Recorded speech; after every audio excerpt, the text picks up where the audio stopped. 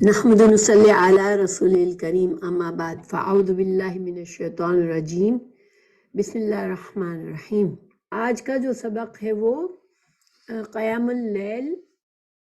اور قیام رمضان، تہجد اور وتر کے بارے میں ہے۔ تو انشاءاللہ ہم اس کو شروع کرتے ہیں۔ اعوذ باللہ من الشیطان الرجیم بسم اللہ الرحمن الرحیم۔ دیکھیں، جو تین الفاظ ہیں، تہجد، قیام اللیل اور قیام رمضان، یہ نام استعمال کیے جاتے ہیں ان نفل نمازوں کے لیے جو رسول اللہ صلی اللہ علیہ وسلم رات کے وقت پڑھا کرتے تھے۔ اس سے پہلے ہم نے چارش کی نماز کے بارے میں پڑھا، وہ نفل ہیں، چارش کے وہ نفل ہیں جو کہ رسول اللہ صلی اللہ علیہ وسلم دن کے وقت پڑھتے تھے، صبح فجر کی نماز کے بعد سے لے کر زوال ہونے سے کچھ دیر پہلے تک کا جو وقت ہے اس میں پڑھتے تھے، اور اس کے بھی مختلف نام ہیں۔ ایک تو اشراق کہتے ہیں، جب فجر کے تھوڑی دیر کے بعد پڑھ لیتے ہیں تو اشراق کہتے ہیں، اس سے بھی کچھ تھوڑی دیر کے بعد پڑھتے تو ضحیٰ کہتے ہیں، پھر اس سے بھی جیسے زوال سے کچھ 10-15 منٹ پہلے اس نفل نماز کو پڑھتے ہیں تو اس کو چارش کی نماز کہتے ہیں۔ تو یہ ایک ہی نماز ہے، وہ بھی وہی نفل ہیں جو دن کے وقت پڑھے جاتے ہیں، ٹھیک ہے، جو رسول اللہ صلی اللہ علیہ وسلم فرض نمازوں کے اور سنت موقدہ کے علاوہ جو نفلی نمازیں پڑھتے تھے آپ دن کے وقت میں، وہ چارش کی نمازیں کہلاتی ہیں۔ اسی طرح رسول اللہ صلی اللہ علیہ وسلم کا جو معمول تھا رات میں نماز پڑھنے کا، عشاء کی نماز کے بعد سے لے کر فجر کی نماز کا وقت شروع ہونے سے پہلے تک کے وقت کے دوران آپ صلی اللہ علیہ وسلم نفل نمازیں پڑھا کرتے تھے، اور یہ ان کے مختلف نام ہیں، جس کو تہجد بھی کہا گیا، قیام اللیل بھی کہا گیا، اور رمضان میں جب تراویح بھی جو تراویح پڑھتے ہیں وہ بھی اصل میں قیام رمضان یا قیام اللیل ہی ہے وہ بھی۔ تو یہ ساری رات کی نمازیں ہیں، اور وتر کی نماز جو ہے وہ اصل میں عشاء کا حصہ نہیں ہے، بہت سے لوگ اسے نماز عشاء کا حصہ سمجھتے ہیں، لیکن یہ جو کہ رات کے نفل پڑھنے کے بعد ان کو طاق بنانے کے لیے وتر پڑھے جاتے ہیں۔ تو انشاءاللہ اس کے بارے میں ہم ان مسائل کو سمجھیں گے۔ تو سب سے پہلے فضیلت کیا ہے، رات کی نمازوں کی فضیلت کیا ہے؟ تو سیدنا ابو امامہ رضی اللہ عنہ روایت کرتے ہیں کہ رسول اللہ صلی اللہ علیہ وسلم نے فرمایا، تہجد ضرور پڑھا کرو، کیونکہ وہ تم سے پہلے صالحین کی روش ہے، اور تمہارے لیے اپنے رب کے قرب کا وسیلہ ہے، گناہوں کے مٹانے کا ذریعہ اور مزید گناہوں سے بچنے کا سبب ہے۔ تو یہ حدیث جو ہے، اس سے ہمیں تہجد کے رات کی نماز پڑھنے کے فائدے پتہ چل رہے ہیں، اور یہ حدیث صحیح حدیث ہے، اور یہ حسن درجے کی حدیث ہے، اور یہ صحیح ابن خزیمہ کی کتاب میں ہے، اور جامع ترمذی میں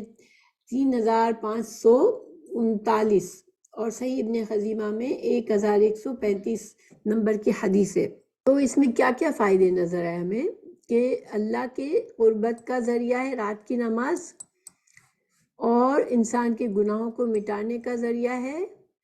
اور مزید جو انسان رات کی نماز پابندی سے پڑھے گا وہ اپنے رب سے قریب ہوگا، اور اس کو گناہوں سے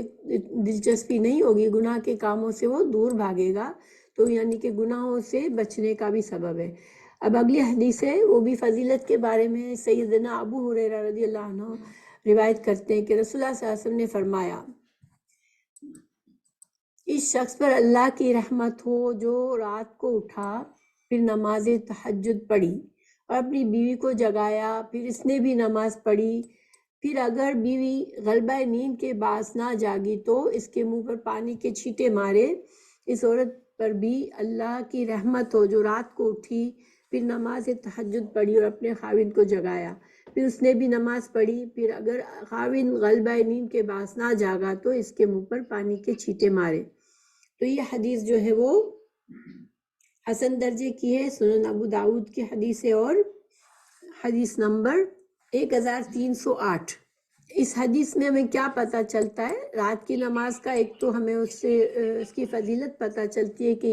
یہ نماز ایسی ہے کہ انسان کو اس کو پڑھنا چاہیے، اس کی عادت ڈالنی چاہیے، اس میں دوام کرنا چاہیے۔ اور دوسری بات یہ پتہ چلی کہ شوہر اور بیوی کو نہ صرف دنیا میں ایک دوسرے کے فائدے کے متعلق سوچنا چاہیے، بلکہ آخرت میں بھی ایک دوسرے کے لیے خیر اور بھلائی کا خیال ہونا چاہیے، اور ایسے اعمال پر ایک دوسرے کو ترغیب دینی چاہیے جن سے ان کی آخرت سنور سکتی ہے۔ تو اب اگلی حدیث ہم دیکھتے ہیں۔ سیدنا ابو ہریرہ رضی اللہ عنہ کہتے ہیں کہ رسول اللہ صلی اللہ علیہ وسلم نے فرمایا، فرض نماز کے بعد سب سے افضل نماز رات کی تہجد کی نماز ہے، ٹھیک ہے۔ تو فرض نماز کے بعد یعنی کہ دیکھیے فرض نماز کا بہت بڑا جو ثواب ہے، بہت بڑا درجہ ہے، تو اس کے بعد جو نفلی نمازوں میں سب سے زیادہ جو جس کا درجہ ہے، جو افضل ہے، وہ رات کی نمازیں ہیں، کیونکہ نفلی نمازیں بھی کئی قسم کی ہوتی ہیں اور انسان بغیر کوئی سبب کے بھی بہت سی نفلی نمازیں پڑھ سکتا ہے، تو ان سب میں افضل درجہ کس کا ہے؟ رات کی نماز کا۔ اور یہ حدیث جو ہے صحیح مسلم کی حدیث ہے 1163۔ اگلی حدیث رسول اللہ صلی اللہ علیہ وسلم نے فرمایا، جب انسان سوتا ہے تو شیطان اس کے سر کی گدی پر 3 گرہیں لگاتا ہے، اگر ہر گرہ کے ساتھ کہتا ہے رات بڑی لمبی ہے تو سویا رہے، پھر اگر وہ بیدار ہو کر اللہ کا ذکر کرے تو ایک گرہ کھل جاتی ہے، اگر وضو کرے تو دوسری گرہ کھل جاتی ہے، اور اگر نماز پڑھے تو تیسری گرہ بھی کھل جاتی ہے، اور وہ شادمان اور پاک نفس ہو کر صبح کرتا ہے، ورنہ اس کی صبح خبیث سست نفس کے ساتھ ہوتی ہے۔ تو یہ حدیث ہے، صحیح بخاری کی حدیث ہے 1142۔ تو دیکھیں اس سے ہمیں ایک بات پتہ چلتی ہے کہ صبح کے وقت فجر کی نماز کے لیے یا انسان تہجد کے لیے اٹھنے میں سستی آتی ہے اگر، تو اس کا مطلب ہے شیطان اپنا کام کر رہا ہے، تو انسان کو شیطان کو بھگانا ضروری ہے کہ اس وقت سستی نہ کرے۔ اگر اس وقت انسان سستی کر کے سوچتے اچھا تھوڑا سا اور سو جاؤں، تو یہ شیطان کی سرگوشی ہوتی ہے،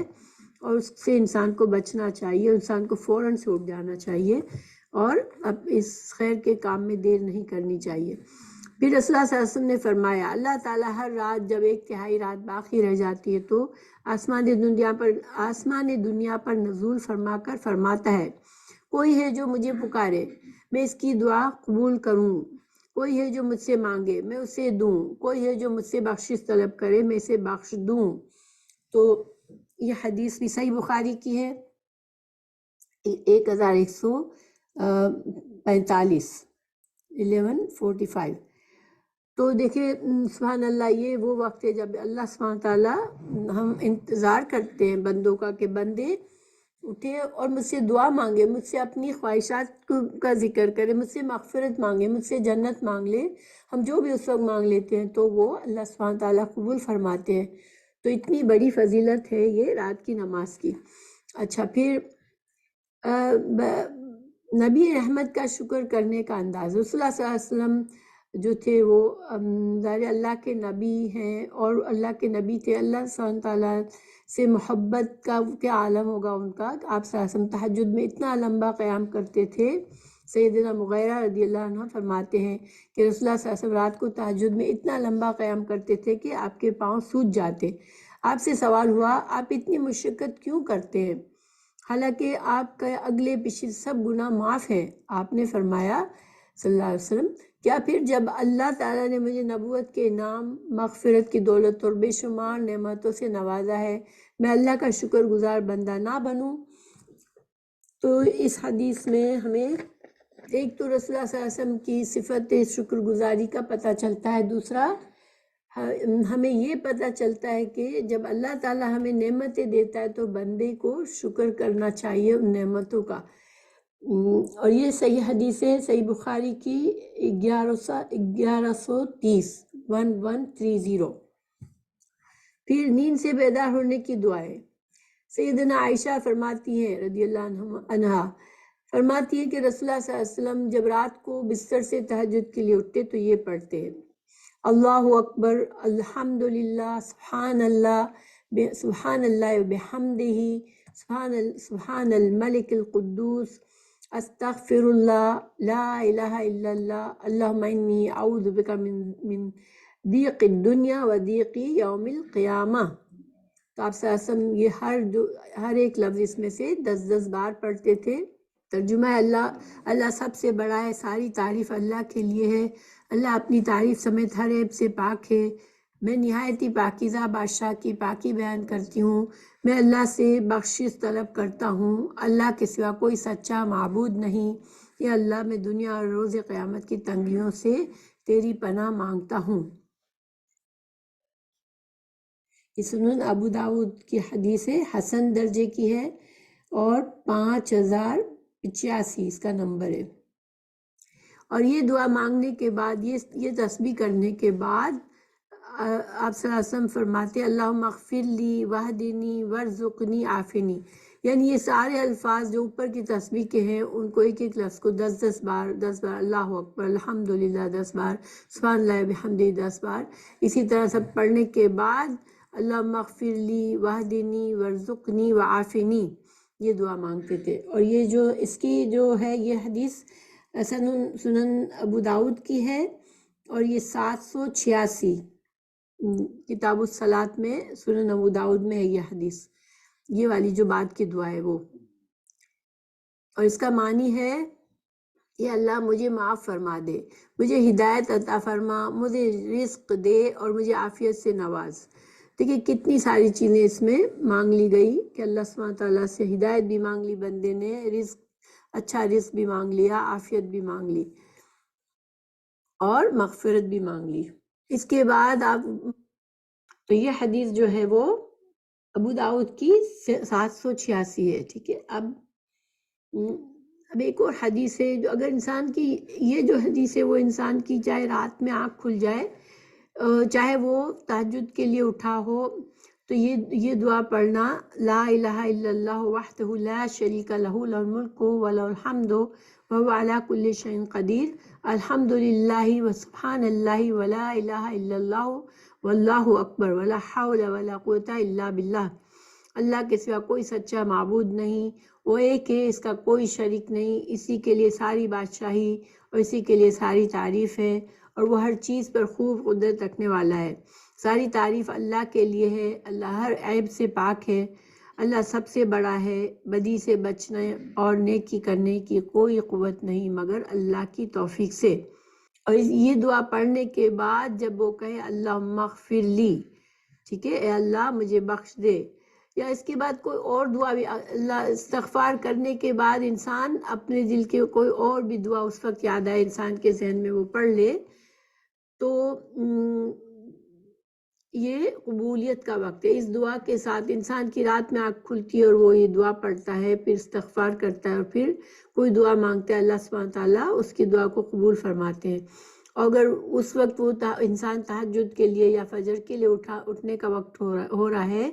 تو پھر وہ وضو کر کے نماز پڑھ لے تو وہ نماز بھی قبول ہوتی ہے. یہ حدیث جو ہے صحیح بخاری کی ہے 1154. پھر رسول اللہ صلی اللہ علیہ وسلم تہجد کے لیے اٹھتے تو آپ نے بیٹھنے کے بعد آسمان کی طرف نظر کر کے سورہ آل عمران کی یہ آخری 11 آیات پڑھتے تھے. یہ ان فی اعوذ باللہ من الشیطان الرجیم ان فی خلق السماوات والارض واختلاف اللیل والنہار لآیات لأولی الالباب. سو یہاں سے شروع کرتے تھے اور پورے آخر تک پڑھتے تھے. تو یہ جو حدیث ہے یہ بھی صحیح بخاری کی حدیث ہے 4569 4569 اور 4570. اور صحیح مسلم میں بھی یہ حدیث ہے. ایک اور دعا بھی رسول اللہ صلی اللہ علیہ وسلم سے ثابت ہے. جب سورہ آل عمران کی یہ آیات پڑھنے کے بعد آپ صلی اللہ علیہ وسلم کیا کرتے تھے اللہم اجعل فی قلبی نورم وفی لسانی نورم وجعل فی سمعی نورم وجعل فی بصری نورم وجعل من خلفی نورم ومن امامی نورم وجعل من فوقی نورم ومن تحت نورم اللہم آتینی نورا. یہ صحیح مسلم کی حدیث ہے. اچھا، اس کے بعد جب تہجد کی نماز آپ رسول اللہ صلی اللہ علیہ وسلم پڑھتے تھے تو جو دعائے استفتاح ہوتی ہے نماز میں، جب انسان اللہ اکبر کر کے نیت باندھتا ہے پھر دعائے استفتاح پڑھتا ہے تو تہجد کے وقت آپ صلی اللہ علیہ وسلم دعائے استفتاح کے طور پر اس دعا کو پڑھتے تھے۔ سیدنا ابن عباس رضی اللہ عنہ روایت کرتے ہیں کہ جب رسول اللہ صلی اللہ علیہ وسلم رات کو تہجد کے لیے کھڑے ہوتے تو تکبیر تحریمہ کے بعد یہ پڑھتے تھے: اللہم لک الحمد انت قیم السماوات والارض ومن فیہن ولک الحمد لک ملک السماوات والارض ومن فیہن ولک الحمد انت نور السماوات والارض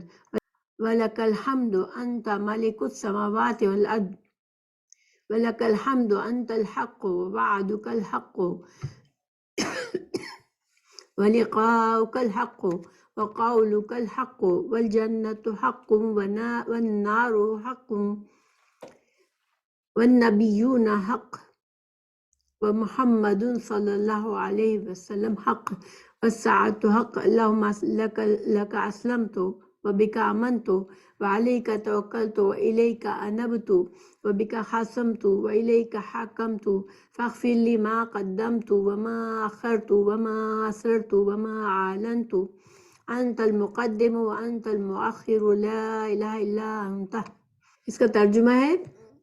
یا الہی تیرے ہی لیے ساری تعریف ہے، زمین و آسمان اور جو کچھ ان میں ہے سب کو تو ہی قائم رکھنے والا ہے۔ تیرے ہی لیے ساری تعریف ہے، زمین اور آسمان اور جو کچھ ان میں ہے یہ سب کی بادشاہی تیرے ہی لیے ہے۔ تیرے ہی لیے ساری تعریف ہے، تو ہی روشن کرنے والا ہے زمین و آسمان کو، تیرے ہی لیے ساری تعریف ہے، تو ہی بادشاہ ہے زمین و آسمان کا، تیرے ہی لیے ساری تعریف ہے، تو حق ہے اور دنیا اور آخرت کے متعلق تیرا وعدہ حق ہے، آخرت میں تیری ملاقات حق ہے، تیرا کلام حق ہے، جنت حق ہے، جہنم حق ہے، تمام انبیاء حق ہیں، محمد صلی اللہ علیہ وسلم حق ہیں اور قیامت حق ہے۔ الہی میں تیرے سامنے جھک گیا، میں صرف تیرے ساتھ ایمان لایا، میں نے صرف تجھی پر بھروسہ کیا، میں نے صرف تیری طرف رجوع کیا، صرف تیری مدد سے دشمنوں سے جھگڑا کیا، میں نے صرف تجھے اپنا حاکم مانا، سو تو میرے اگلے پچھلے اور ظاہر و پوشیدہ اور جنہیں تو مجھ سے زیادہ جانتا ہے سارے کے سارے گناہ معاف کر دے، تو ہی آگے کرنے والا ہے اور پیچھے ڈالنے والا ہے، تیرے سوا کوئی سچا معبود نہیں۔ تو یہ صحیح بخاری کی حدیث ہے 1120۔ اچھا، آپ صلی اللہ علیہ وسلم کی کیفیت کیا ہوتی تھی جب آپ تہجد پڑھتے تھے؟ اس کے بارے میں ہمیں حدیث ملتی ہے۔ رسول اللہ صلی اللہ علیہ وسلم کی نماز تہجد کا حسن اور طول بیان نہیں ہو سکتا۔ سیدنا ابو ذر رضی اللہ عنہ کہتے ہیں رسول اللہ صلی اللہ علیہ وسلم نے تہجد میں قیام کیا اور ایک آیت کو پڑھتے رہے صبح تک اور صبح کر دی۔ ایک بار نماز میں اب صلی اللہ علیہ وسلم نے صرف ایک ہی آیت کو کئی بار پڑھا یہاں تک کہ صبح ہو گئی، اور وہ آیت کون سی تھی؟ سورہ مائدہ کی 118، اعوذ باللہ من الشیطان الرجیم، ان تعذبہم فانہم عبادک وَإِن تَغْفِرْ لَهُمْ فَإِنَّكَ أَنْتَ الْعَزِيزُ الْحَكِيمُ۔ اگر تو انہیں عذاب دے تو وہ تیرے ہی بندے ہیں، اگر انہیں معاف کر دے تو تو یقیناً تو غالب اور حکمت والا ہے۔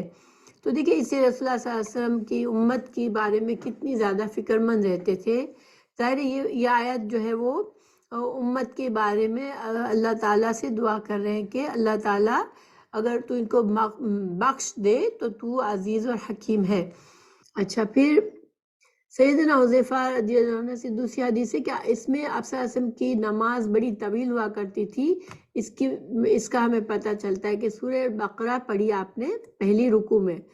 اور اس میں آپ نے 4 رکعت میں سورہ البقرہ، سورہ آل عمران، سورہ نساء اور سورہ مائدہ پڑھی، یعنی آپ صلی اللہ علیہ وسلم نے تہجد کے 4 رکعت جیسے 2 کر کے جو آپ کا معمول تھا، 2 رکعت پھر سلام پھیرنا، 2 رکعت پھر سلام پھیرنا، تو اسی طرح سے 4 رکعت لمبی لمبی صورتیں سورہ البقرہ، سورہ آل عمران، سورہ نساء اور سورہ مائدہ پڑھی تھی۔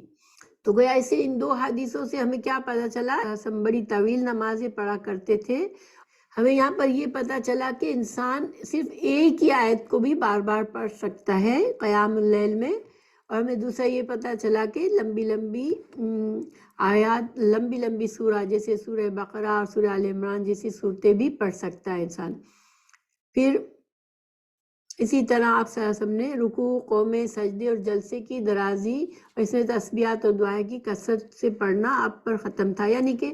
نہ صرف قیام آپ کا لمبا ہوتا تھا بلکہ آپ کے سجدے، رات کی نمازوں میں آپ کے قیام، آپ کے سجدے، آپ کے جلسے میں بیٹھنا، یہ رکوع میں جانا، یہ سب کچھ میں طوالت ہوا کرتی تھی۔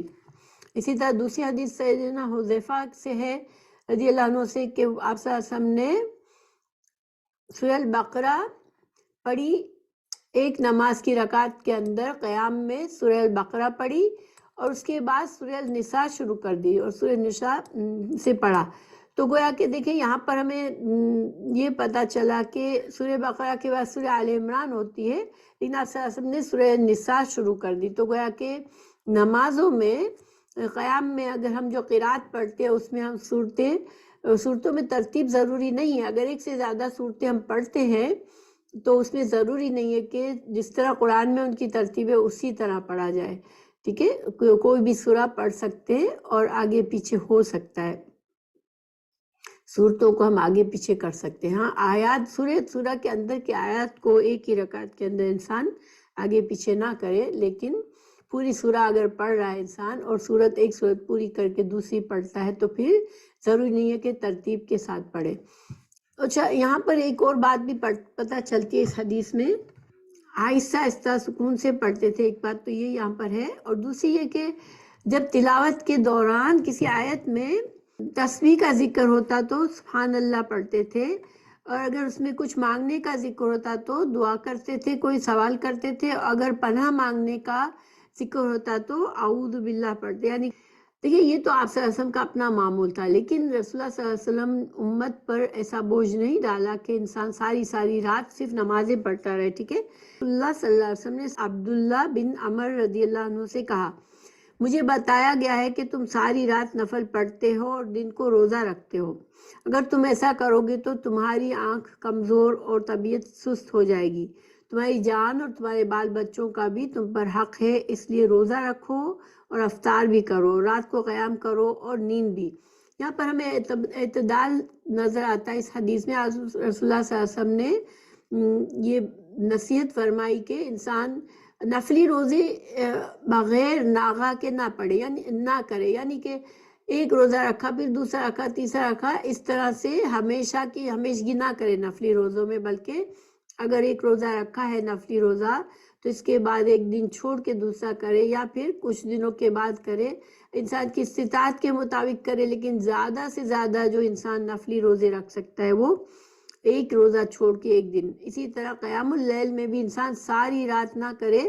بلکہ رات کے کچھ حصے میں قیام کرے اور پھر سو بھی جائے، کیونکہ یہ انسان کی کمزوریاں، انسان کی ضرورتیں بھی ہیں کہ نیند بھی انسان کے لیے ضروری ہوتی ہے، اور دن میں بھی انسان کو بہت سے کام کاج بھی ہوتے ہیں، روزی روٹی کا بھی خیال رکھنا ہوتا ہے، بچوں فیملی کا بھی خیال رکھنا ہوتا ہے، تو اس لیے انسان اعتدال سے کام لے۔ اور اسی طرح قرآن کی تلاوت جو انسان رمضان میں کرتا ہے اس میں بھی رسول اللہ صلی اللہ علیہ وسلم نے فرمایا کہ زیادہ سے زیادہ اگر کوئی پڑھنا چاہتا ہے تو 3 راتوں میں قرآن پورا کر سکتا ہے، لیکن اس سے کم دنوں میں ایسا نہ کرے کہ انسان پورا قرآن کی تلاوت قیام اللیل میں کر لے، ٹھیک ہے، یعنی کہ 3 دن کے اندر قرآن کو پورا نہ کر لے، پھر وہ اتنا زیادہ اس کو بہت جلدی کرنی پڑے گی۔ تو نبی کے سیدنا عبداللہ بن عمر رضی اللہ عنہ فرماتے کہ 1 ماہ میں قرآن پاک ختم کر لیا کرو، یعنی رسول اللہ صلی اللہ علیہ وسلم سے رسول اللہ صلی اللہ علیہ وسلم نے عبداللہ بن عمر کو یہ نصیحت فرمائی کہ 1 مہینے میں پورا قرآن ختم کر لیا کرو۔ انہوں نے عرض کی کہ میں اس سے زیادہ تلاوت کرنے کی طاقت رکھتا ہوں، آپ نے فرمایا تو 20 دن میں ختم کر لیا کرو۔ انہوں نے کہا میں اس سے زیادہ طاقت رکھتا ہوں، تو آپ صلی اللہ علیہ وسلم نے فرمایا تو 10 دنوں میں ختم کر لیا کرو۔ انہوں نے کہا کہ میں اس سے بھی زیادہ طاقت رکھتا ہوں، آپ صلی اللہ علیہ وسلم نے فرمایا 7 دن میں ختم کر لیا کرو، اس سے زیادہ کی اجازت نہیں۔ تو یہ حدیث جو ہے، اور یہ جو تلاوت ہے یہ قیام اللیل کے دوران تلاوت کی بات ہو رہی ہے کہ آپ صلی اللہ علیہ وسلم نے ان کو یہ نصیحت فرمائی کہ آپ جو ہے زیادہ سے زیادہ، اس حدیث میں یہ صحیح بخاری کی حدیث ہے 5054، ٹھیک ہے، تو اس میں آپ صلی اللہ علیہ وسلم نے زیادہ سے زیادہ 7 دن میں پورا قرآن پڑھو، اتنی تلاوت رات کے قیام میں کر سکتے ہو انسان، لیکن اس کی زیادہ کی اجازت نہیں۔ لیکن پھر ایک اور حدیث بھی ہے کہ پھر آپ صلی اللہ علیہ وسلم نے انہیں قرآن پاک 3 دن میں ختم کرنے کی اجازت دے دی اور فرمایا قرآن پاک سے اس شخص کو پوری سمجھ حاصل نہیں ہو سکتی جو 3 دن سے کم مدت میں قرآن پاک کو ختم کرتا ہے۔ یہ دوسری حدیث ہے، یہ سنن ابو داؤد کی ہے 1390، یعنی بخاری کی حدیث سے جو میکسیمم ہمیں پتہ چلتا ہے آپ صلی اللہ علیہ وسلم نے 7 دن میں انسان اگر تراویح پڑھتا ہے یا قیام اللیل کرتا ہے، اس میں قرآن کی لمبی لمبی آیتیں پڑھتا ہے، تلاوت کرتا ہے، تو پھر زیادہ سے زیادہ 7 دن میں قرآن کا پورے مکمل کرے، اس سے زیادہ جلدی نہ کرے۔ لیکن ابو داؤد میں 3 دن کی بھی ہمیں ملتی ہے، اور یہ دونوں صحیح حدیث ہیں۔ تو یہ جو 3 دن والی ہے یہ مستدرک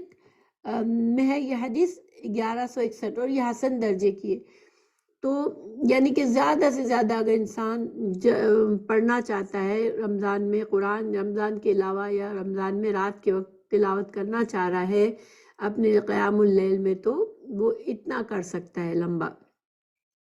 کہ 3 دن کے اندر قرآن ختم ہو جائے۔ مگر 3 دن والی حدیث جو ہے وہ حسن درجے کی ہے، اور جو 7 دن والی ہے وہ صحیح بخاری کی حدیث ہے، ٹھیک ہے، زیادہ مضبوط حدیث ہے وہ۔ آپ صلی اللہ علیہ وسلم بھی ساری رات کا جو معمول نہیں تھا کہ آپ رسول اللہ صلی اللہ علیہ وسلم ساری رات، مگر کبھی کبھار آپ صلی اللہ علیہ وسلم نے رات ساری نماز پڑھی ہے، جو اس حدیث میں ہمیں ملتا ہے اس کا ثبوت۔ سیدنا خباب بن رضی اللہ عنہ جو بدری صحابی تھے، ایک رات نبی کے صلی اللہ علیہ وسلم کے ساتھ تھے، فرماتے ہیں کہ اپنے تمام رات بیدار رہے، آپ صلی اللہ علیہ وسلم تمام رات بیدار رہے اور نوافل ادا کرتے رہے یہاں تک کہ صبح صادق ہو گئی۔ جب آپ نے نماز سے سلام پھیرا تو خباب رضی اللہ عنہ نے عرض کیا کہ اے اللہ کے رسول صلی اللہ علیہ وسلم، میرے ماں باپ آپ پر قربان، آج رات جس طرح آپ نے نوافل پڑھے اس سے پہلے میں نے کبھی آپ کو اس طرح نماز ادا کرتے نہیں دیکھا۔ تو رسول اللہ صلی اللہ علیہ وسلم نے فرمایا تم نے درست کہا، یہ وہ نماز تھی جس میں اللہ کے ساتھ اشتیاق بڑھایا گیا اور اس کے عذاب سے پناہ مانگی گئی۔ چنانچہ میں نے اللہ تعالیٰ سے 3 سوال کیے جس میں سے 2 قبول ہوئے۔ ایک سوال یہ کہ اے اللہ میری امت کو سابقہ امتوں کی طرح تباہ و برباد نہ کرنا، تو اللہ نے اسے قبول فرما لیا۔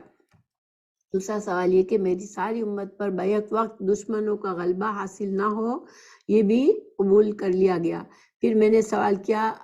میری کہ امت محمدیہ میں اختلافات رونما نہ ہوں، لیکن اسے قبول نہیں کیا گیا۔ تو رسول اللہ صلی اللہ علیہ وسلم کی رات کے نوافل میں کبھی سری۔ اچھا، تو یہ حدیث جو ہے جو ابھی ہم نے پڑھی وہ جس میں آپ صلی اللہ علیہ وسلم کی 3 دعائیں تھیں اور تینوں میں سے ایک دعا نہ قبول ہوئی کہ امت میں اختلافات ہوں گے، اور ہم دیکھتے ہیں کہ امت میں بڑے اختلافات ہوتے ہیں، لیکن اس میں بھی اللہ تعالیٰ کی طرف سے آزمائش ہے۔ اللہ تعالیٰ امت مسلمہ کو جوڑ کے رکھے، ہمیں بھی دعا مانگنی چاہیے۔ اور یہ جو حدیث ہے یہ سنن نسائی کی حدیث ہے اور 1639 اور صحیح حدیث ہے۔ اس کے علاوہ جامع ترمذی کی ایک حدیث ہے، رسول اللہ صلی اللہ علیہ وسلم رات کے نوافل میں کبھی سری نماز پڑھتے تھے اور کبھی جہری قرات فرماتے تھے، یعنی کہ چونکہ رات کی نمازوں میں جہری قرات ہوتی ہے تو آپ صلی اللہ علیہ وسلم کبھی دھیمی آواز میں پڑھتے تھے اور کبھی تھوڑا سا بلند آواز میں پڑھتے تھے، اور آپ کی آواز اس حد تک ہوتی تھی کہ ایک اور ہمیں روایت ملتی ہے کہ سنن ابو داؤد میں کہ جب آپ گھر میں نوافل ادا کرتے تو حجرے میں آپ کی قرات سنائی دیتی تھی، ٹھیک ہے، اتنی حد تک آواز ہوتی تھی آپ کی۔ اور دوسری ہمیں حدیثوں سے پتہ چلتا ہے کہ حضرت ابوبکر صدیق رضی اللہ عنہ اور حضرت عمر رضی اللہ عنہ کو بھی آپ صلی اللہ علیہ وسلم نے نصیحت فرمائی، کیونکہ حضرت ابوبکر صدیق بہت ہی خاموشی سے پڑھتے تھے رات کی نماز، اور حضرت عمر رضی اللہ عنہ ذرا آواز کے ساتھ پڑھتے تھے تاکہ ان کے دل میں یہ ہوتا تھا کہ دوسرے لوگ بھی جاگ کر نماز پڑھیں۔ لیکن رسول اللہ صلی اللہ علیہ وسلم نے ان دونوں کو نصیحت فرمائی تو حضرت ابوبکر صدیق سے فرمایا کہ تھوڑا آواز کے ساتھ پڑھا کرو، لیکن چونکہ حضرت عمر رضی اللہ عنہ کی آواز زیادہ بلند تھی، دور تک جاتی تھی، تو ان کو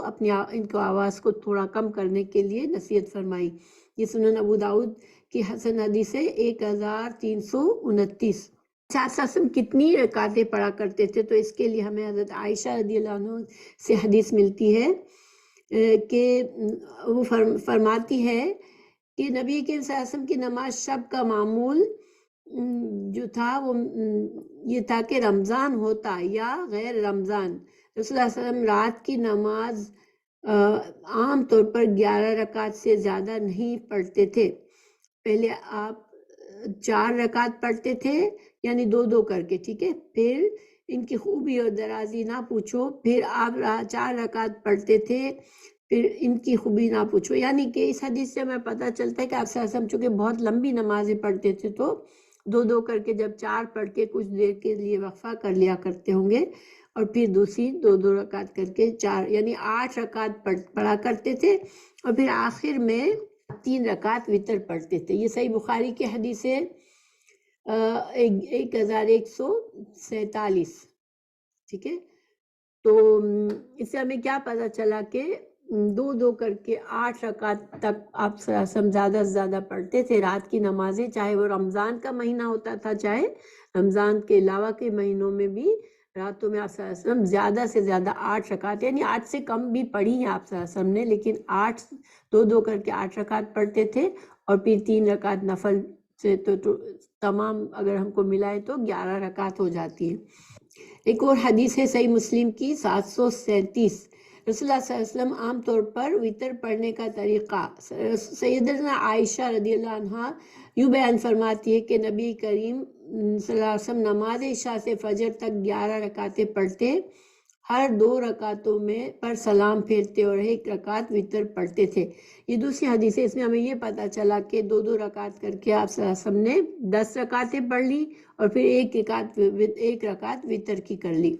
رسول اللہ صلی اللہ علیہ وسلم نے ہمیں بھی یہی تعلیم دی. چنانچہ حضرت ابن عمر رضی اللہ عنہ سے روایت ہے کہ رسول اللہ صلی اللہ علیہ وسلم نے فرمایا رات کی نماز 2 رکعتیں ہیں، ٹھیک ہے. اس سے ہمیں دلیل ملتی ہے کہ رات میں ہم جو نمازیں پڑھتے ہیں 2 کر کے پڑھنی ہے، پھر سلام پھیرنا ہے. پھر صبح صادق ہونے کا خطرہ ہو تو 1 رکعت پڑھ لو، اور 1 رکعت پہلی ساری نمازوں کو طاق بنا دے گی.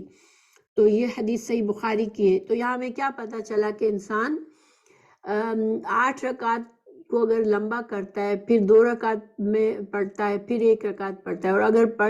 10 رکعت کی نفلیں پڑھی ہے رات کی تو پھر 1 رکعت سے بھی وتر ہو سکتا ہے، ٹھیک ہے. عام طور پر رسول اللہ صلی اللہ علیہ وسلم کی جو تہجد کا طریقہ یہ ہوتا تھا کہ جو پہلی 2 رکعت پڑھتے تو وہ اگر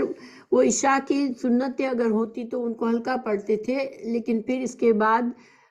رات کی قیام اللیل کی نفل پڑھتے تو ان میں پہلی 2 رکعت میں بڑی طویل قرات کرتے تھے، یعنی سب سے پہلی رکعت میں سب سے زیادہ لمبی تلاوت کرتے تھے، اور اس کے بعد دوسری رکعت میں اس سے تھوڑی کم، اور اس کے بعد کی 2 رکعتوں میں اسی طرح تھوڑا سا کم کرتے ہوئے، یعنی کہ شروع کی رکعتوں میں زیادہ لمبی تلاوت اور بعد کی رکعتوں میں تھوڑا کم کر کے پڑھتے تھے. پھر آخر میں 1 رکعت وتر پڑھ لیا، ٹھیک ہے. ان سب حدیث میں ایسا لگتا ہے کہ آپ صلی اللہ علیہ وسلم نے 1 ہی رکعت وتر پڑھی ہے، لیکن وتر کے آپ کی رسول اللہ صلی اللہ علیہ وسلم 3 وتر بھی پڑھا کرتے تھے، اور کبھی 5 کی بھی دلیل ملتی ہے، اور کبھی 7 کی بھی دلیل ملتی ہے، اور کبھی 9 کی بھی دلیل ملتی ہے. یعنی کہ جو نفل نمازیں رات کی ہوتی تھی، پھر اس لحاظ سے جیسے اگر آپ رسول اللہ صلی اللہ علیہ وسلم نے 2 رکعت لمبی نفل کی نمازیں پڑھ لی، پھر وتر کی نیت کیا کر لیا کرتے تھے. تو وتر کے لیے آپ صلی اللہ علیہ وسلم سے یعنی کہ 3 رکعت بھی ثابت ہے، 1 رکعت بھی ثابت ہے، 3 بھی ثابت ہے، اور 5 بھی، اور 7 بھی، اور 9 بھی، ٹھیک ہے. تو اس کا میں آگے مزید بتاؤں گی اس کے بارے میں تھوڑا. صحیح مسلم کی حدیث ہے آپ صلی اللہ علیہ وسلم ہر 2 رکعتیں پہلی والی 2 رکعتوں سے ہلکی ہوتی تھی. اچھا، وتر میں جب آپ صلی اللہ علیہ وسلم 3 رکعت پڑھتے تھے تو کس طرح پڑھتے تھے؟ سیدنا عائشہ رضی اللہ عنہا روایت کرتی ہیں کہ رسول اللہ صلی اللہ علیہ وسلم 1 رکعت وتر پڑھتے آخری، اور 2 رکعتوں اور 1 رکعت کے درمیان سلام پھیر کر بات چیت بھی کرتے تھے. یعنی جیسے ہم 3 رکعت وتر پڑھتے ہیں نا، تو 3 رکعت کو مغرب کی طرح نہیں پڑھتے تھے کہ 2 رکعت پڑھ کے تشہد میں بیٹھے اور پھر اٹھ گئے، اور پھر 1 رکعت پڑھ کے پھر تشہد میں بیٹھے اور سلام پھیرا، بلکہ رسول اللہ صلی اللہ علیہ وسلم کیا کرتے تھے کہ 2 رکعت پہلے پڑھ لیتے تھے اور پھر تیسری رکعت پڑھتے تھے، اس طرح سے وتر پڑھا کرتے تھے۔ اچھا، سیدنا عائشہ رضی اللہ عنہ فرماتی کہ رسول اللہ صلی اللہ علیہ وسلم رات کو بھی کبھی 7، کبھی 9، کبھی 11 رکعتیں پڑھتے تھے۔ یہ صحیح بخاری کی حدیث ہے 1139، یعنی ہمیشہ آپ نے 11 رکعت نہیں پڑھی ہے رات کی، کبھی آپ صلی اللہ علیہ وسلم 7 بھی پڑھتے تھے اور کبھی 9 اور کبھی 11 بھی پڑھتے تھے، ٹھیک ہے۔ ابو ایوب رضی اللہ عنہ روایت کرتے ہیں کہ رسول اللہ صلی اللہ علیہ وسلم نے فرمایا وتر ہر مسلمان پر حق ہے، لہٰذا جو شخص 5 رکعت وتر پڑھنا چاہے تو 5 رکعت پڑھے، جو کوئی 3 رکعت وتر پڑھنا چاہے تو 3 رکعت پڑھے، اور جو کوئی 1 رکعت وتر پڑھنا چاہے تو 1 رکعت پڑھے۔ یہ سنن ابو داؤد کی 1422 حدیث ہے۔ تو اس میں وتر کا طریقہ ہے۔ تو اب دیکھیں رسول اللہ صلی اللہ علیہ وسلم رات کو کل 13 رکعت پڑھتے، ان میں سے 5 رکعت وتر پڑھتے تھے۔ تو اب کیا ہوا کہ کیسے سمجھیں گے اس کو؟ جب آپ صلی اللہ علیہ وسلم نے 5 وتر کیے تو کس طرح سے پڑھا کہ پہلے 2 رکعت 2 رکعت 2 رکعت 6 رکعت پڑھ لی، رات کی جو لمبی رکعتیں آپ پڑھتے تھے، اس کے بعد آپ صلی اللہ علیہ وسلم نے 5 رکعت وتر کی نیت کی، اور ان 5 وتروں میں کسی رکعت میں بھی تشہد کے لیے نہیں بیٹھے، بلکہ صرف 5 رکعت کے بعد آخری تشہد پڑھا اور سلام پھیر دیا۔ تو یہ ہمیں یہ بھی ایک طریقہ پتہ چلتا ہے کہ پہلے 2 کر کے 2 رکعت کر کے 6 رکعت پڑھی، اور پھر 5 کی نیت ایک ساتھ کی اور 5 کو ایک ساتھ پڑھا بغیر بیچ میں تشہد پڑھے، اور آخری 5ویں رکعت میں تشہد پڑھا اور سلام پھیرا۔ یہ صحیح مسلم کی حدیث ہے 737۔ تو ہمیں اس سے کیا پتہ چلا کہ اگر انسان 5 رکعت وتر پڑھنا چاہتا ہے تو پھر تشہد صرف ایک ہی ہوگا جو کہ 5ویں رکعت میں ہوگا، ٹھیک ہے۔ اگر 3 وتر ہیں تو پھر کیا طریقہ ہے پڑھنے کا؟ سیدنا عائشہ رضی اللہ عنہ سے روایت ہے کہ رسول اللہ صلی اللہ علیہ وسلم پہلی رکعت وتر میں سبح اسم ربک الاعلیٰ سورہ پڑھتے تھے، اور دوسری میں قل یا ایھا الکافرون پڑھتے تھے، اور تیسری میں قل هو اللہ احد پڑھتے تھے۔ یہ الکبریٰ للبہقی کی حدیث ہے اور حسن درجے کی ہے، اور اس میں ہمیں یہ پتہ چلا جب آپ صلی اللہ علیہ وسلم نے 3 رکعت وتر پڑھی تو ایک ساتھ تینوں رکعت پڑھی، کوئی بیچ میں تشہد نہیں پڑھا، اور آخر میں پہلی رکعت میں سبح اسم ربک الاعلیٰ پڑھا، پھر قل یا ایھا الکافرون پڑھا،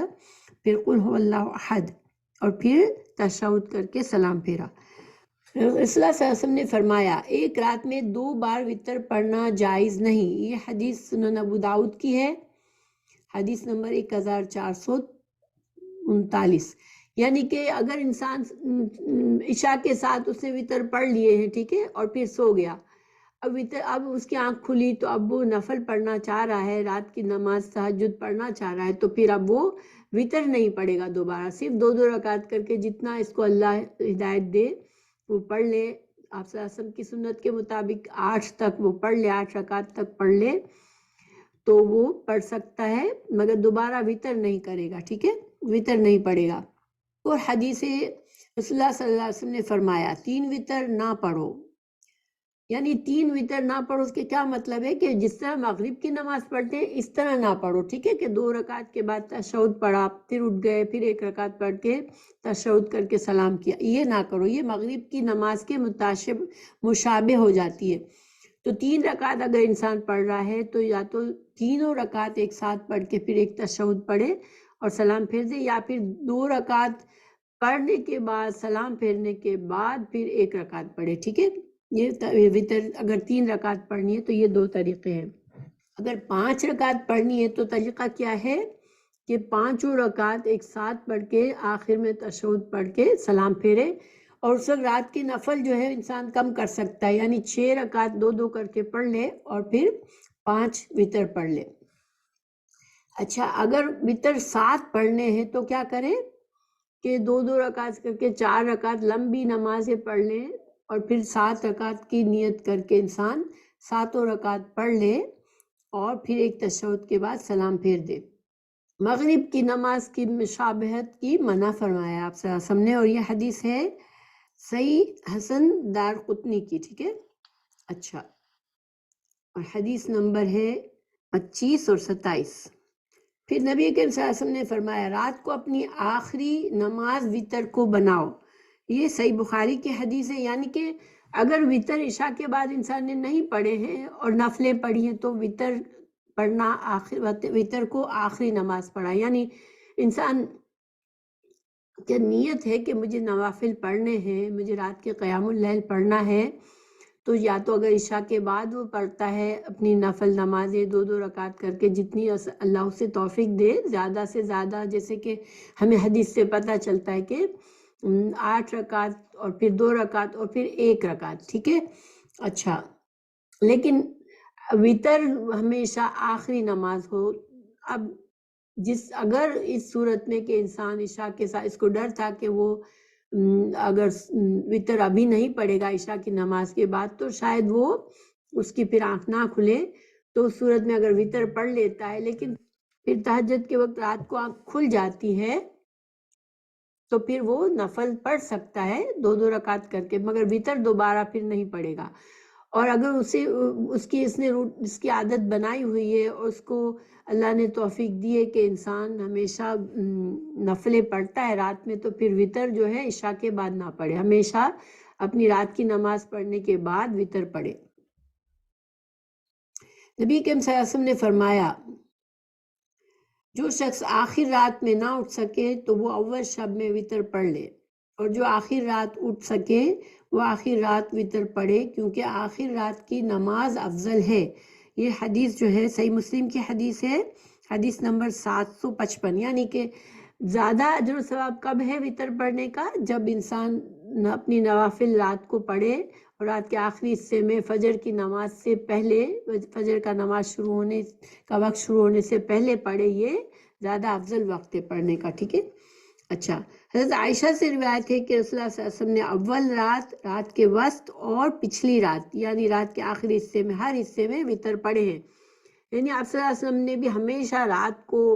جو آخری وقت ہے اس میں نفل نہیں پڑھے، وتر نہیں پڑھے ہیں، بلکہ رسول اللہ صلی اللہ علیہ وسلم کبھی رات کے اول حصے میں اور کبھی بیچ کے حصے میں اور کبھی آخر کے حصے میں بھی پڑھنا ثابت ہے، ٹھیک ہے۔ یہ حدیث جو ہے صحیح بخاری کی حدیث ہے 996۔ جیسا کہ شروع میں نے بتایا تھا کہ تہجد، قیام اللیل، یہ سارے ایک ہی نماز کے نام ہے۔ تو رمضان میں اس کو ہم پڑھتے ہیں تو اس کو ہم تراویح کہتے ہیں یا قیام اللیل کہتے ہیں، قیام رمضان کہتے ہیں، لیکن یہ سب کا سب ایک ہی ہے۔ اور اچھا، اگر انسان 8 رکعت پڑھتا ہے، اگر انسان وتر کے 9 رکعت پڑھنا چاہتا ہے تو کیا کرے؟ تو انسان دیکھیں 2 رکعت لمبی پڑھ لے، اپنی جو نفل نماز، رات کی نماز لمبی پڑھ لے، اور پھر انسان 9 رکعت وتر کی نیت کر لے، تو پھر کیا کرے کہ 8 رکعت تک تو کوئی تشہد نہ پڑھے، 8ویں رکعت کے بعد تشہد پڑھے، اور پھر 9ویں رکعت کے لیے اٹھ جائے اور 9ویں رکعت پڑھ کے سلام پھیر دے۔ تو گویا کہ دیکھیں اب فرق کیا ہے، جب 3 رکعت پڑھتے ہیں، جب 5 پڑھتے ہیں وتر، یا کبھی 7 پڑھتے ہیں، تو ان سب میں صرف ایک ہی تشہد ہے، ان سب میں جو ہے وہ آخری تشہد صرف پڑھے اور اس میں سلام پھیر دے، یعنی بیچ میں تشہد نہ پڑھے، ٹھیک ہے۔ ایک تو یہ طریقہ ہے وتر پڑھنے کا۔ اور 9 رکعت وتر اگر پڑھتا ہے انسان تو پھر 8 رکعت کے بعد 8 رکعت میں کوئی تشہد نہ پڑھے، اور 1 رکعت میں پھر آخری رکعت یعنی 8ویں رکعت میں تشہد پڑھے اور پھر اٹھ جائے اور 1 رکعت پڑھ کے سلام پھیر دے، تو وتر 9 رکعت ہو جائیں گے۔ تو خلاصہ کیا ہے؟ دیکھیں نفل نمازیں 2 رکعت کر کے پڑھنی ہے، جتنی بھی چاہے، پھر وتر چاہے 1 رکعت پڑھ لے آخر میں، ٹھیک ہے۔ تو نفل نمازیں 2 کر کے انسان 10 رکعت پڑھ لی اور 1 رکعت وتر پڑھ لی، یہ ایک ہو گیا، ٹھیک ہے طریقہ۔ اگر انسان چاہتا ہے کہ وہ وتر کے 3 رکعت پڑھے تو پھر 2 رکعت کر کے 8 رکعت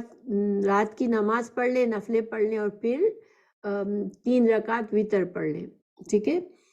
اگر انسان 5 رکعت وتر پڑھنا چاہتا ہے تو 2 رکعت کر کے 6 رکعت نفل پڑھے اور پھر 5 رکعت کی نیت کر کے ایک ساتھ 5 رکعت پڑھ کے صرف ایک دفعہ تشہد پڑھ کے آخر میں سلام پھیر دے۔ اسی طرح 7 کا بھی یہی معاملہ ہے کہ 7 رکعت اگر وتر پڑھتا ہے تو 2 رکعت نفل پڑھے گا، اپنے لمبے نفل پڑھنا چاہتا ہے تو یہ ساری چیزیں چونکہ نفلی نماز ہے تو پابندی نہیں ہے، ٹھیک ہے، کم اور زیادہ ہو سکتا ہے، تو 2 رکعت نفل پڑھ کے پھر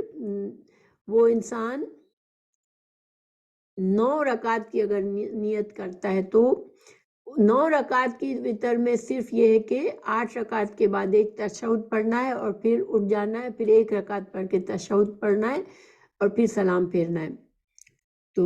یہ خلاصہ ہے، صحیح مسلم کی لمبی حدیث بھی ہے، اس میں اس کی وضاحت موجود ہے۔ آپ صلی اللہ علیہ وسلم اس بات کو پسند کرتے تھے کہ اپنی نماز پر ہمیشگی کریں، جب نیند یا بیماری کا غلبہ ہوتا اور رات کو قیام نہ کر سکتے تو دن میں 12 رکعت نفل پڑھتے، اور میں نہیں جانتی کہ آپ نے ایک رات میں پورا قرآن پڑھا ہو، ساری رات نماز پڑھی ہو یا رمضان کے علاوہ کسی اور مہینے میں پورا مہینہ روزے رکھے ہو۔ صحیح مسلم کی حدیث ہے 746۔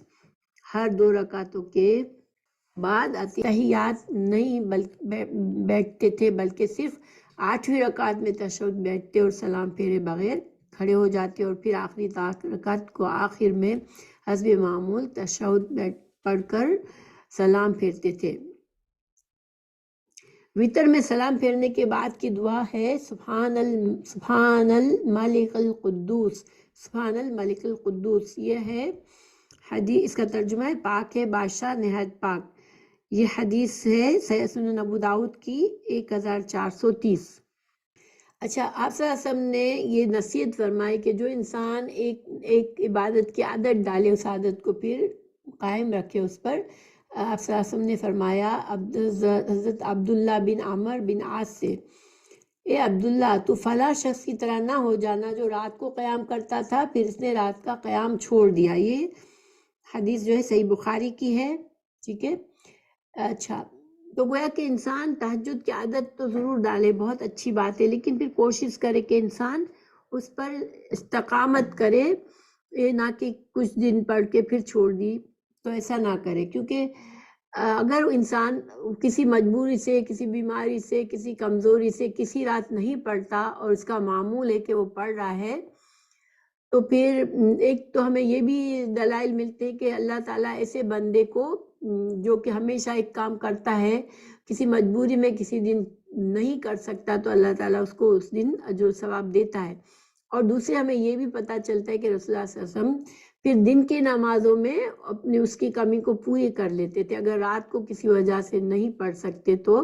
دن کی نماز نفل میں اس کی کمی پوری کرتے تھے۔ دعائے قنوت، سیدنا ابی بن کعب فرماتے ہیں رسول اللہ صلی اللہ علیہ وسلم 3 وتر پڑھتے اور دعائے قنوت رکوع سے پہلے پڑھتے تھے، ٹھیک ہے، رکوع سے پہلے پڑھنے کا ہے دعائے قنوت کو۔ جو لوگ رکوع کے بعد پڑھتے ہیں وہ قنوت نازلہ ہے، وہ اس کا میں ابھی سمجھاتی ہوں، لیکن جو دعائے قنوت وتر میں پڑھی جاتی ہے وہ رکوع میں جانے سے پہلے پڑھی جاتی ہے۔ اور دوسری بات ہمیں یہ بھی پتہ چلتا ہے کہ کیونکہ نفلی نمازیں ہیں تو انسان اپنی استطاعت کے مطابق جتنا وہ خوشی سے نشاط سے پڑھ سکتا ہے اتنا پڑھے، یہ نہیں کہ انسان سے جاگا بھی نہیں جا رہا اور سیدھے طرح سے وہ کھڑا بھی نہیں ہو سکتا، اتنا تھک چکا ہے اور پھر بھی وہ نفلیں پڑھتا رہے، کیونکہ حضرت سیدنا زینب رضی اللہ عنہ نے ایک رسی لگائی تھی اور رات کو وہ نفل پڑھتی تھی کہ جب وہ سست ہو جاتی تو رسی کو پکڑ لیتی تھی۔ آپ صلی اللہ علیہ وسلم نے اس رسی کو کھلوا دیا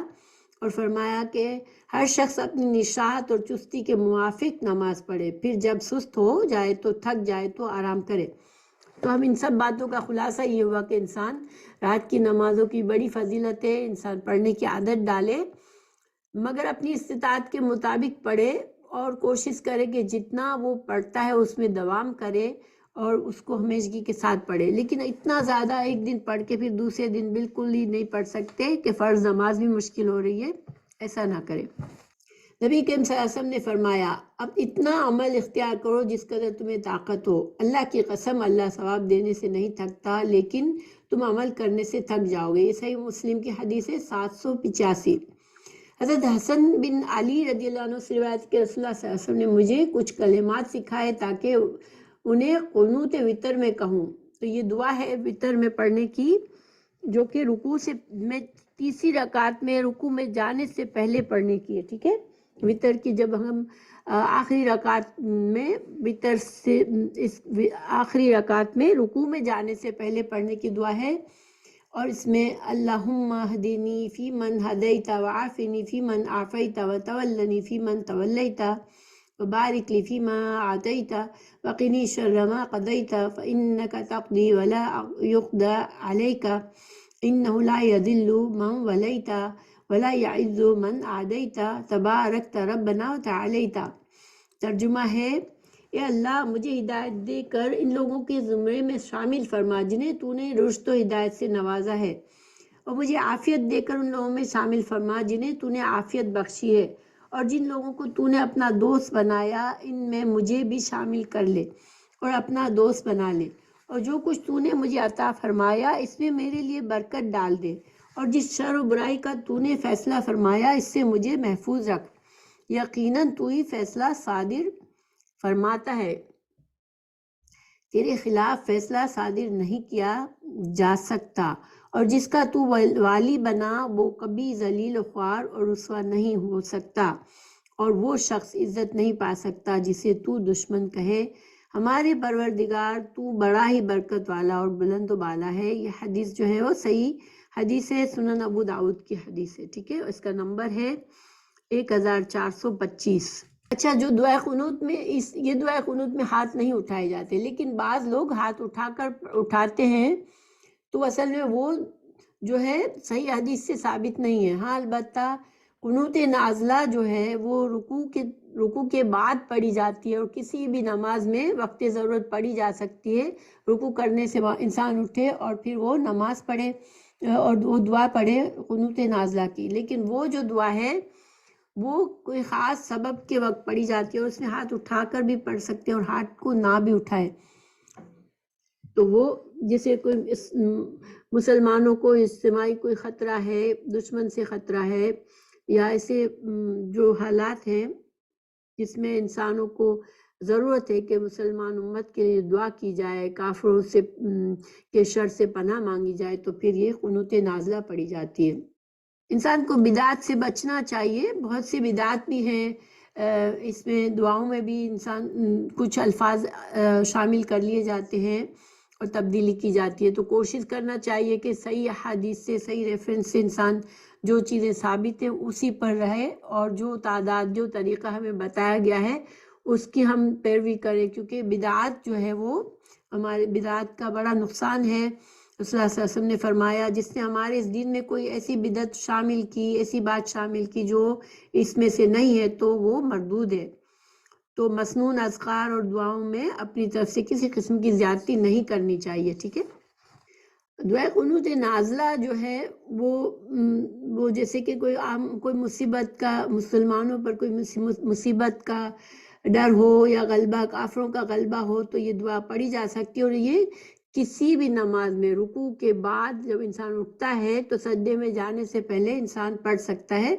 یہ دعا ہے، اللہم اغفر لنا وللمؤمنین والمؤمنات والمسلمین والمسلمات والف بین قلوبہم واصلح ذات بینہم وانصرہم علی عدوک وعدوہم اللہم لعن کفرۃ اہل الکتاب الذین یصدون عن سبیلک وَيُكَذِّبُونَ رُسُلَكَ وَيُقَاتِلُونَ أَوْلِيَاءَكَ اللهم خالف بين كلمتهم وزلزل أقدامهم وأنزل بهم بأسك الذي لا ترده عن القوم المجرمين۔ یہ دعا جو ہے صحیح سنن کبریٰ میں ہے بہقی کی، اور دعا کا نمبر ہے 210 211۔ لیکن جیسے کہ میں نے بتایا کہ یہ دعائے قنوت نازلہ ہے، جو کہ دعائے قنوت وتر سے الگ ہے، اور یہ دعائے قنوت وتر جو ہے میں نے پہلے بتائی، اور جس میں رکوع کے بعد ہاتھ اٹھانا اور اس رکوع کے بعد پڑھنے کا نہیں ہے بلکہ رکوع سے پہلے پڑھنا ہے. اور پھر آپ صلی اللہ علیہ وسلم کو جب کافروں پر بد دعا کرنی ہوتی تھی یا مسلمانوں کے لیے کوئی نیک دعا کا ارادہ فرماتے تھے تو آپ آخری رکعت کے رکوع میں کے بعد سمع اللہ لمن حمدہ اور ربنا ولک الحمد کہنے کے بعد اونچی آواز میں یہ دعا قنوت نازلہ فرماتے تھے. ٹھیک ہے. اچھا، ایک بار آپ صلی اللہ علیہ وسلم نے کافروں کی بہت بڑی زیادتی پر 1 ماہ تک ان کے لیے بد دعا کی تھی اور یہ قنوت نازلہ بھی پڑھی تھی. اچھا، جو رمضان میں تراویح پڑھی جاتی ہے، ٹھیک ہے، رمضان میں جو قیام کیا جاتا ہے اس کے لیے فضیلت. جس نے ایمان کے ساتھ اور ثواب کی نیت سے رمضان کا قیام کیا اس کے پچھلے گناہ معاف کر دیے جائیں گے. صحیح بخاری کی حدیث ہے 2009. کیا آپ صلی اللہ علیہ وسلم نے تراویح پڑھائی تھی ہر رات نماز میں؟ تو آپ صلی اللہ علیہ وسلم نے کبھی ایسا نہیں کیا، بلکہ 3 راتیں ثابت ہے آپ صلی اللہ علیہ وسلم نے قیام رمضان کرایا تھا. یہ سیدنا ابو ذر کہتے ہیں رضی اللہ عنہ، ہم نے رسول اللہ صلی اللہ علیہ وسلم کے ساتھ نماز رمضان المبارک کے روزے رکھے. شروع میں آپ نے ہمارے ساتھ مہینے میں سے کچھ بھی قیام نہ کیا، یعنی آپ صلی اللہ علیہ وسلم روزوں کی راتوں میں شروع میں آپ نے کوئی قیام نہیں کروایا. عشاء کے بعد آپ صلی اللہ علیہ وسلم اپنے حجرے میں جاتے تھے. ٹھیک ہے. لیکن 23ویں رات میں آپ نے ہمیں قیام رمضان کرایا، پھر آپ نے 24ویں رات چھوڑ دی، پھر 25ویں رات کو آپ نے کرایا، پھر 26ویں رات کو چھوڑ کر 27ویں رات میں آپ صلی اللہ علیہ وسلم نے اپنے اہل خانہ اور اپنی عورتوں کو بھی اور سب لوگوں کو جمع کر کے قیام کیا اور فرمایا جو شخص امام کے ساتھ نماز عشاء ادا کرتا ہے اس کے لیے پوری رات کا قیام لکھا جاتا ہے. یہ صحیح سنن ابو داؤد کی حدیث ہے. تو اس سے ہمیں کیا پتہ چلتا ہے کہ آپ صلی اللہ علیہ وسلم نے صرف 3 اپنی زندگی میں رمضان میں باقاعدہ جو جماعت کے ساتھ قیام اللیل کروایا، رمضان کی تراویح پڑھائی، وہ صرف 3 راتوں تک آپ نے کی تھی. اور تیسری رات میں آپ نے تقریباً بہت ہی دیر تک لمبا قیام کیا تھا کہ یہاں تک کہ سحری کا وقت آلموسٹ ختم ہونے لگا تھا. ٹھیک ہے. آپ صلی اللہ علیہ وسلم نے 3 رات کے بعد فرمایا میں نے دیکھا ہے تمہارا معمول برابر قائم ہے کہ تو مجھے خطرہ لاحق ہوا کہ کہیں تم پر یہ نماز فرض نہ کر دی جائے، اس لیے میں گھر سے نہیں نکلا. چنانچہ تم اپنے اپنے گھروں میں رمضان کی راتوں کا قیام کرو، آدمی کی نفل نماز گھر میں افضل ہے. یہ صحیح بخاری کی حدیث ہے. کہ آپ صلی اللہ علیہ وسلم امت کے لیے آسانی چاہتے تھے. حالانکہ یہ بڑا اجر و ثواب والا کام ہے کہ رمضان میں انسان جماعت کے ساتھ نفل یہ رات کی نماز پڑھے، قیام اللیل کرے. لیکن چونکہ اگر رسول اللہ صلی اللہ علیہ وسلم پورے رمضان میں یہ معمول کرتے، ہر رات پڑھاتے، تو یہ پھر ہمارے لیے فرض بن جاتا یہ عمل. اس لیے آپ صلی اللہ علیہ وسلم نے ہمارے لیے آسانی فرمائی اور صرف 3 ہی رات تک کرائی تھی. حضرت عمر، دیکھیں حضرت ابوبکر صدیق کے زمانے میں بھی ایسے ہی رہا، لیکن حضرت عمر رضی اللہ عنہ نے دیکھا کہ نماز میں لوگ بہت کثرت سے آتے ہیں رات کو عشاء کے بعد رمضان کے اندر، اور وہ الگ الگ اپنی اپنی جماعت مسجد کے مختلف کونوں میں کر رہے ہوتے ہیں اور قیام اللیل پڑھ رہے ہوتے تھے. تو حضرت عمر فاروق نے پھر ان سے کہا کہ الگ الگ اس طرح سے پڑھنے کے بجائے آپ نے 2 لوگوں کو مقرر کیا قیام اللیل کو باجماعت پڑھوانے کے لیے. ٹھیک ہے. ورنہ اس سے پہلے یہ طریقہ نہیں تھا. اور حضرت عمر فاروق نے کیوں کیا جبکہ رسول اللہ صلی اللہ علیہ وسلم نے نہیں کیا تھا؟ یہ جو اوپر کی حدیث میں نے بتائی جس میں صلی اللہ علیہ وسلم نے وجہ بتائی تھی کہ میں جو اس خطرے کی وجہ سے نہیں پڑھاتا ہوں، تو چونکہ آپ صلی اللہ علیہ وسلم نے اس کی وجہ بتائی تھی کہ سبب بتایا تھا کہ کیوں ہر رات نہیں پڑھائی، وہ یہ خطرہ تھا کہ آپ صلی اللہ علیہ وسلم اگر پڑھاتے اور آپ کے ساتھ یہ عمل رہتا تو اس کو ہمارے لیے فرض بن جاتا. تو پھر چونکہ حضرت عمر رضی اللہ عنہ کے زمانے میں یہ خطرہ نہیں تھا، یہ کوئی فرض نہیں بن سکتی تھی، کیونکہ اب دین جو تھا وہ اب کوئی اور نئی دین کے بارے میں شریعت میں تبدیلی نہیں آنی تھی یا کوئی نیا حکم نہیں آنا تھا. تو حضرت عمر نے چونکہ اس کا اجر و ثواب دیکھتے ہوئے اور لوگوں کا شوق دیکھتے ہوئے کہ الگ الگ اپنی جماعتیں نہ کرے بلکہ ان کو ایک جگہ پڑھ کے کرے، تو اس طرح سے نماز کی جو روز ہم تراویح پڑھتے اس کا طریقہ حضرت عمر فاروق کے زمانے سے باجماعت ایک طرح سے بن گیا. ورنہ آپ صلی اللہ علیہ وسلم نے یہ حکم دیا تھا کہ تم گھروں میں پڑھو، گھر میں نماز تمہاری نفل نماز افضل ہے، ٹھیک ہے۔ ہمیں کیا پتا چلا یہاں پر کہ ایک تو تہجد اور تراویح ایک ہی نماز ہے، ٹھیک ہے۔ جو رات کی نماز پڑھتے ہیں ہم عام دنوں میں، اور جو نماز وہ رمضان میں پڑھتے ہیں، وہ سب ایک ہی تہجد کی رات کی قیام اللیل ہی ہے، جس کے الگ الگ نام ہیں۔ تو یہ جو حضرت عمر فاروق نے جو کام کیا، جو رسول اللہ صلی اللہ علیہ وسلم نے نہیں کیا تھا، تو ہم اس کو بدعت نہیں کہہ سکتے، اوکے۔ بدعت ہم کیوں نہیں کہہ سکتے؟ کہ اس کی وجہ آپ صلی اللہ علیہ وسلم نے خود ہی اپنی زمانے میں بتا دی تھی کہ میں کس لیے نہیں پڑھ رہا ہوں۔ اور چونکہ صحابہ کرام نے اس کو ایک نئی چیز سمجھ کے نہیں لیا تھا، ان کو پتا تھا کہ حضرت عمر جو کر رہے ہیں وہ بدعت نہیں کر رہے ہیں، وہ صرف ایک عمل کو جو کہ لوگ کر رہے ہیں اس کو زیادہ آرگنائز کرنے کے لیے کہا۔ اور چونکہ رسول اللہ صلی اللہ علیہ وسلم نے خود اس کی فضیلت بتاتے ہوئے اپنا خطرہ بتایا تھا کہ یہ کہیں میں کروں گا تو یہ تم پر فرض ہو جائے گی، اس وجہ سے۔ تو یہ ہم نہیں کہہ سکتے کہ حضرت عمر فاروق نے کوئی بدعت نکالی ہے۔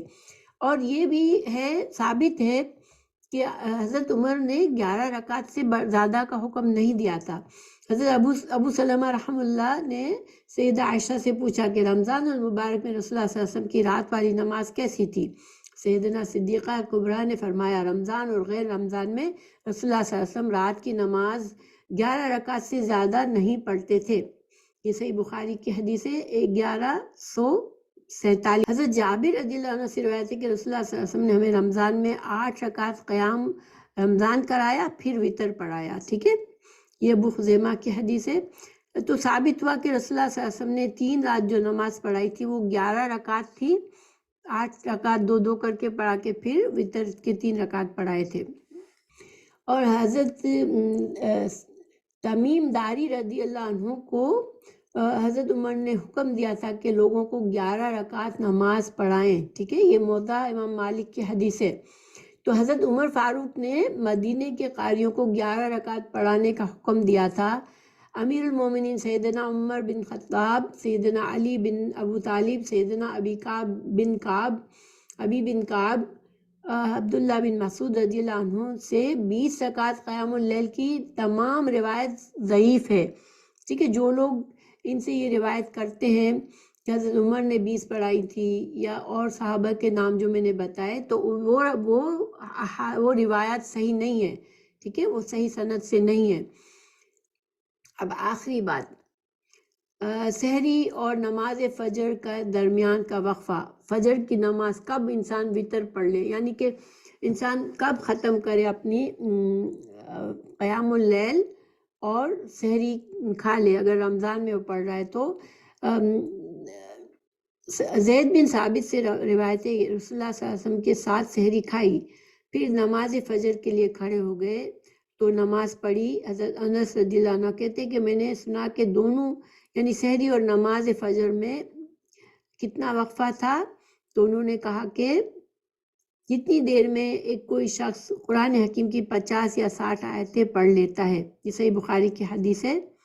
تو یعنی کہ تہجد کب تک وہ انسان پڑھے کہ سحری کے وقت ہو گیا ہے۔ اب انسان کو اگر کھانے کا وقت جتنا اس کو چاہیے سحری کھانے کا، وہ وقت چھوڑ کر فجر کے نماز سے پہلے انسان جو ہے وہ تہجد کو ختم کرے، تہجد کو مکمل کرے اور سحری کھا لے اور پھر فجر پڑھ لے۔ تو یہ ساری باتیں ہمیں قیام اللیل، تہجد اور وتر کے بارے میں ہیں انشاءاللہ۔ کہ جو لوگ باقاعدگی کے ساتھ پورا رمضان 20 رکعت پڑھتے ہیں، تو وہ لوگ اگر دیکھیں ویسے تو کوئی حرج نہیں ہے، انسان 100 رکعت بھی پڑھ لیں، ٹھیک ہے، رات میں نفل، کیونکہ نفلی نماز میں کوئی پابندی نہیں ہے۔ آپ صلی اللہ علیہ وسلم نے یہ طریقہ ہمیں بتایا، اس میں ہمارے لیے آسانی بھی ہے اور ایک سہولت بھی ہے، اور رسول اللہ صلی اللہ علیہ وسلم کی سنت پر عمل بھی ہے۔ لیکن اگر انسان 20 پڑھتا ہے تو اس میں کوئی حرج نہیں، لیکن پورا رمضان میں اور ہر رمضان میں 20 پڑھنے سے کیا نقصان ہے کہ پھر ہم ایک ایسے طریقے پر پابندی کر رہے ہیں جو کہ رسول اللہ صلی اللہ علیہ وسلم کا طریقہ نہیں ہے۔ تو اس لیے اگر ہم چاہتے ہیں کہ ہم رسول اللہ صلی اللہ علیہ وسلم کی سنت کے خلاف نہ جائیں تو پھر ہمیشگی نہ کریں۔ یہ 20 والی جو ہے، آپ بے شک کبھی 20 پڑھ کے کبھی پھر 8 بھی پڑھ لیں، کبھی 7 6 پڑھ لیں، کبھی 20 سے بھی زیادہ پڑھ لیں، مگر آپ سے ہمیں ہمیشہ کی صرف کس کام پر کرنی ہے؟ جو رسول اللہ صلی اللہ علیہ وسلم کی احادیث سے ثابت ہے۔ جو چیز ثابت نہیں ہے اس کو ہم ہمیشہ اگر کرتے ہیں تو ہم نے ایک نیا طریقے پر ہم جم گئے ہیں جو کہ بدعت کے زمرے میں آتا ہے، ٹھیک ہے؟ یہ ہمیں بہت ہی احتیاط کرنی ہے اس میں۔